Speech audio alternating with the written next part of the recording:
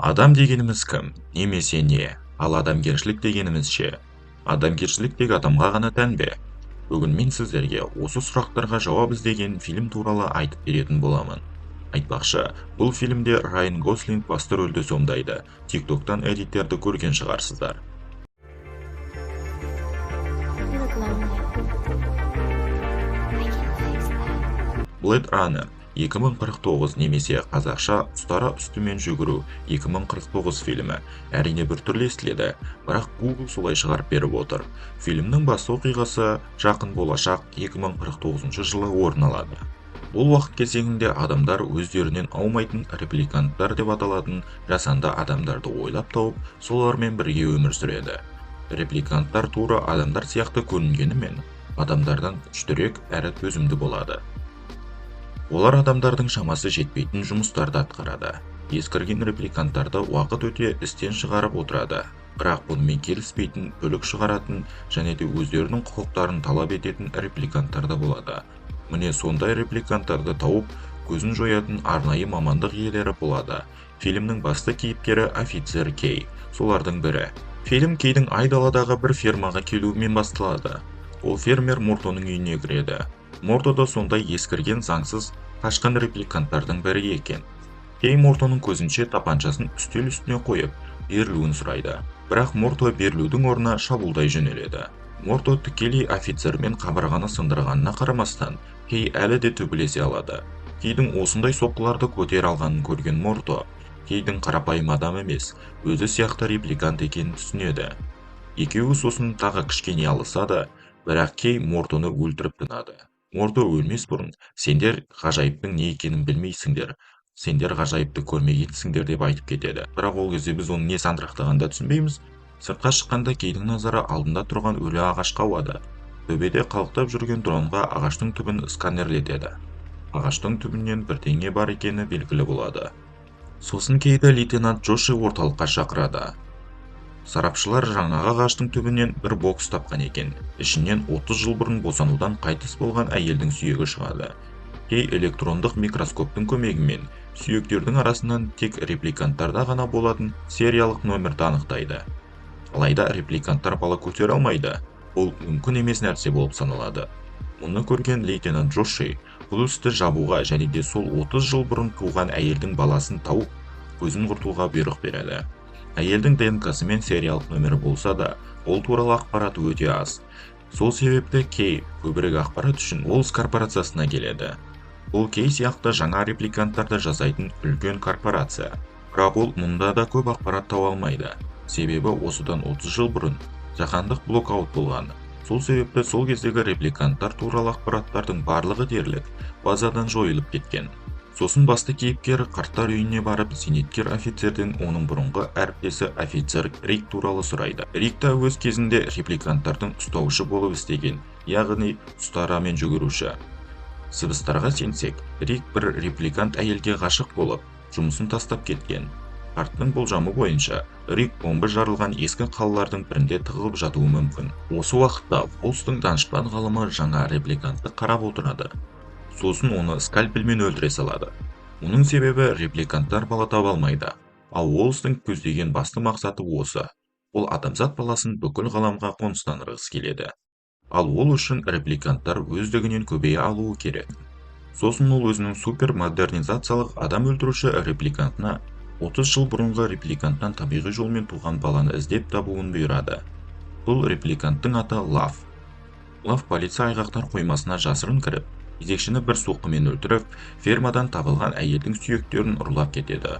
Ол бұл істі зерттеп жүрген ұстарамен жүгіруші, яғни репликанттарды ұстаушы Кей екенін біліп, оны аңди бастайды.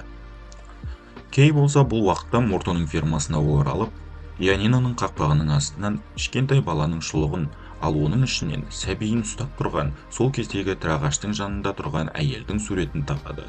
Кей жалғыз ағашты тағы да мұқият қарап шығады. Ағаштың түбінен ойып жазылған 6, 10, 21 деген сандарды байқайды. Кей бұған қатты таңғалады, себебі оның бала кезіндегі естеліктерінде де ағаштан жасалынған ойыншық аттың түбінде осы сандар жазылған болатын. Бұл оның туған күні еді. Ол архивтен 21 жылдың 10 айының 6 күні 2 бала дүниеге келгенін анықтайды. Олардың біреуі табиғи жолмен өмірге келген адам болса, екіншісі репликант екеніне сенімді. Ол сосын өзі өскен жетімдер үйіне жол тартады. Оған қайыршылардың ауданында өтіп бара жатқан кезінде шабуыл жасалынады. Кейді құлатқан адамдар оны тонамақ болып жатады. Олар тым көп болатын, оларға Кейдің шамасы жетпейтіні анық еді. Сол кезде әлгі тонаушылардың үстінен оқ жаудырылады. Оны істеген баяғы Лав болатын. Оның басты кейіпкерді құтқару себебі Кей баланы іздеп тауып, Лавтың жұмысын жеңілдетіп береді, яғни өз мақсатында қолданып жатыр. Есін жинаған Кей жетімдер үйін табады. Сосын ол заңсыз бала еңбегімен айналысатын құл иеленушіні кездестіріп, оған 30 жыл бұрынғы балалардың архивін көрсетуді бұйырады. Сол кезде туған 2 баланың бірі, нақтырақ айтсақ қыз баланың қайтыс болғанын біледі. Демек Кей адам болғаны ма? Сосын Кей өз естеліктеріндегі ойыншық атты тыққан жеріне келіп, ойыншықты тауып алады.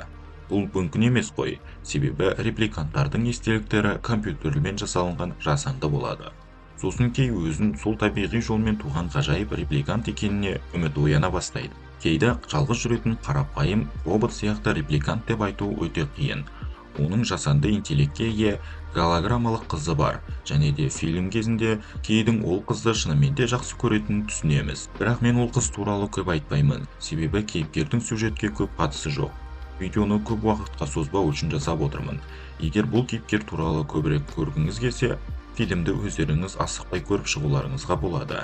Өзінің болжамын анықтау үшін Кей репликанттарға арналған жасанды естеліктерді жасайтын ғалым Стеллинмен кездеседі. Ол Кейдің жадындағы естеліктерді тексеріп көріп, көзіне жас алады. Бұл естеліктердің шынайы, жасанды емес екенін айтады. Оны естіген Кей қатты ашуланады. Онысын да түсінуге болады. Себебі Кейді осы күнге дейін бәрі репликантсың деп кемсітіп, адам құрлы көрмей, құқығын шектеп, онымен жаны жоқ робот сияқты араласып келген. Кейдің таныс хаккері сараптама жасап, ойыншық аттың бойында тритийдің қалдықтары бар екенін айтады. Бұл зат тек бір жерде жарылған бір бомбаның құрамында кездеседі. Ал ол жер Лас-Вегас болған. Қазір Лас-Вегас қаңырап қалған, тастанды қалды. Кей бұрын казинолардың орталығы болған, жайқалып тұратын, қазір өлі қалаға айналған Лас-Вегасқа келеді. Ол онан ірі аралары бар омарталарды көреді. Жанында тұрған ғимаратқа кіріп, екінші қабатқа көтеріледі. Мұнда біреудің тұратыны анық. Ол бұрынғы репликанттарды ұстаушы Рикті кездестіреді. Рик әй-шүй жоқ төбелесе кетеді. Кей Рикті тұтқындау үшін емес, өз сұрақтарына жауап іздеп келгенін айтып төбелесті тоқтатады. Кей Риктің баланың әкесі, яғни табиғи жолмен туған репликанттың өзінің әкесі екеніне сенімді. Бірақ бұл жайында Рикке айтпайды. Осы уақытта лейтенант Джошиге адам өлтіруші репликант Лав келіп, Кейдің қайда екенін сұрайды. Бірақ лейтенант өзінің адамдарын ұстап бермейтінін айтады. Лав болса Джошиді өлтіріп, компьютерді зламат етіп, Кейдің қайда екенін анықтайды. Лас-Вегасқа Уолстың әскерлері келіп, Кейдің ұшатын көлігін сындырып, оларға шабуыл жасайды. Кей шалды қорғап қалғысы келгенімен, Лав Кейге қарағанда жаңа әрі күштірек репликант болатын. Әбден таяқ жеген Кей есінен танып қалады. Кей белгісіз бір жерде оянады. Ол бір көзі жоқ репликант әйел Фрейсамен танысады. Ол репликанттар құқығы үшін фильмнің басында Кей өлтіріп тастаған фермер Мортомен бірге соғысқан екен. Әлгі фотода баланы ұстап тұрғанда осы әйел екен. Бірақ ол баланың анасы емес, қате түсініп қалмаңыздар. Табиғи жолмен туған репликанттың баласы. Бұл жаңадан соғысқа келетін фактор екен. Егер репликанттар адам сияқты табиғи жолмен көбейе алатын дәрежеге жетсе, олар өз құқықтарын талап ететіні сөзсіз. Ал бұл тағы да қанды шайқасқа келеді. Жайқалып тұрған қалалар Лас-Вегастың тағдырын қайталауы мүмкін. Кей жалғыз көзді әйелден Рик пен оның ғашық болған репликант әйелі Рейчелдің баласы қыз екенін. Ал Кейдің басындағы естеліктер сол қыздың естеліктері. Бірақ бұл сол қызды жасырып қалу үшін жасалынған әрекет екенін біледі. Демек Кей ешқандай да табиғи жолмен туылған адам мен репликанттың ғажайып баласы емес, шынайы адамның естеліктерімен жүрген қарапайым репликант. Мұны түсінген Кей қатты көңілі қалады. Біраз ойланған Кей не де болса Рикті құтқаруды шешеді. Ол бір ұшқыш көлік флайерді тауып алып, Рикті алып бара жатқан Лавтың көлігін істен шығарады. Көлік тура мұхиттың жағасына құлайды. Сосын Кей мен Лав шешуші шайқасқа түседі. Лав Кейді пышақпен көп жарақаттайды. Ақыр аяғында Кей лафта мұхиттың тұзды суына тұншықтырып өлтіреді. Сосын батып жатқан көліктің ішіндегі Рикті алып шығады. Сосын Кей шалды сол естеліктерді жасайтын Стеллин жұмыс істейтін жерге алып келеді. Кей Рикке ойыншық ағаш атты беріп, оны өзінің қызына жібереді. Иә, түсіндіре кетсем, Кей сол қыздың таңдаулы екенін бұрыннан бері ойлап жүрген. Себебі Стеллин өмір бақи бір камерада қамаулы.